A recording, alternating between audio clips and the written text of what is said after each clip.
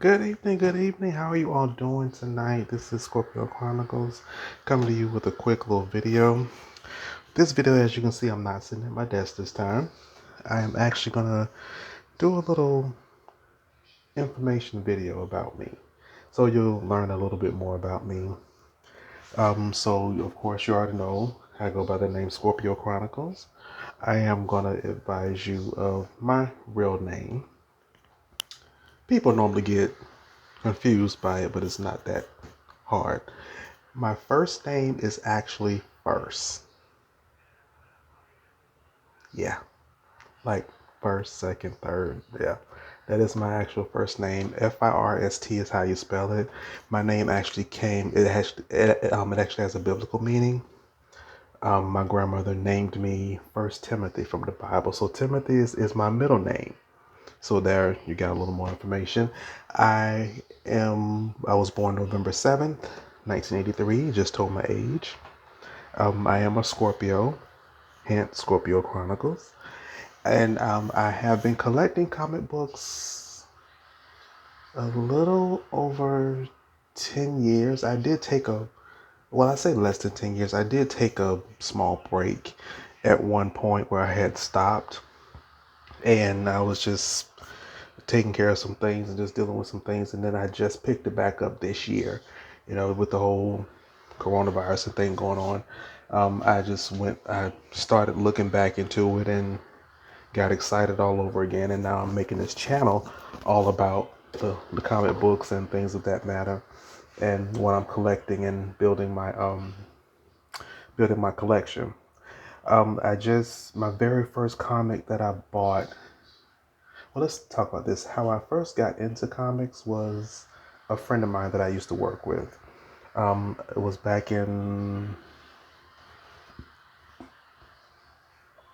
I want to say 2004, 2005. Around that time, I was working at Borders Books and Music, and they had, of course, a comic book section. I would look into it and didn't quite understand what I was looking at the time until I spoke with one of my coworkers who was a comic book collector, and he introduced me to it, and he like asked me like what type of stuff I like and what am I into, and then I started talking about how I like a lot of horror, a lot of dark stuff and things like that matter. And he introduced me. He was like, okay, well you'll probably like Hellblazer, excuse me. And I looked into it as Constantine, the movie Constantine with oh my goodness, I just had a brain fart. I see his face, but I can't say his name. Constantine. He also played in, oh gosh, I cannot remember his name. Keanu Reeves, excuse me. He Constantine. I love that movie, and I can watch that movie over and over again. But that's how I got into it. I started with Hellblazer. I'm still collecting, still trying to find. I don't have all the whole section, well, the whole collection of Hellblazer, but I'm still getting those together. Then after then, he just reminded me. He said, make sure that you collect stuff that you'll enjoy.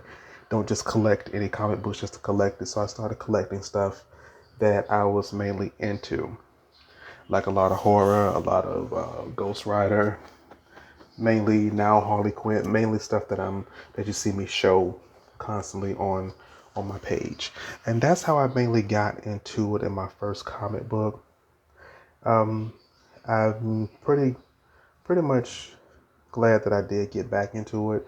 I met some amazing people while doing it and was able to get into some amazing auctions and find some really good stuff for some really reasonable prices. I formed a friendship with a few people. It was just a lot.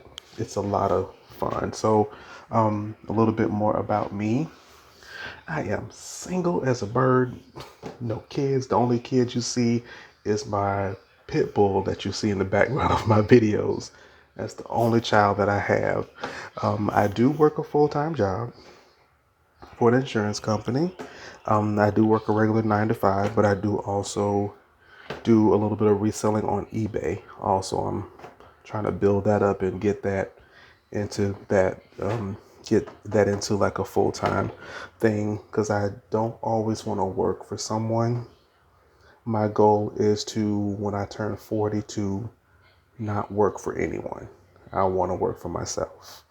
I don't want to have to clock into nobody's time clock at the age of 40. I want to be able to work for myself. If I want to take time off, I can take time off. I don't have to ask, don't have to say, well, you used up your PTO. I don't want to have to do that. So that's part of what I'm getting to, the whole reselling business. I do also, some other things that I do also make wig units. I do those on the side. I do have another Instagram mainly for that, but I've kind of taken like a small break from that. It's kind of burnt out from doing it a little bit. Did make some decent money doing that. I also did hair, did extensions. I went to school for that, and I did finish school. Let's see here. I did. I also went. I did go to college. I graduated from college twice. I went to college for crime scene investigation, believe it or not. Yeah. And one of the craziest things I've ever done is I got the opportunity to witness and stand next to the um the doctor of it. I got the opportunity to stand over and witness an autopsy, which was fun. I actually was standing right next to the doctor as he was cutting the man open and pulling the heart, the lungs, cracking the ribs, taking that out. I actually did that when I was going to school for crime scene investigation. They said that's something that we could do if we wanted to, just to get the experience. Because with crime scene investigation, you deal with a lot of blood, guts, dead bodies, the smell of death. Some people can take it, some people can't. And my teachers told me, they said, well, how you know that you're fit for the job is how you react to the autopsy. They said either one or two things are going to happen. Either you're going to get sick, throw up, or you're going to get hungry. Of course, I got hungry. Yeah. I went to the autopsy. I did the autopsy. I stood over. I was so excited. I was just watching and just seeing how he found out what was wrong with the guy, the gentleman who did the autopsy. I can't think of the name of the doctors that do it. A medical examiner, excuse me, that did the autopsy. He actually told me his story. He experienced tuberculosis, and he was infected, but he got cleared of it.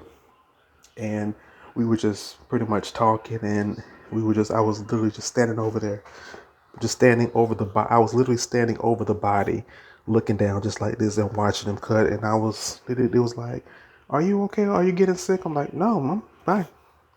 I was enjoying myself. And of course, after the autopsy, I got hungry. So I actually to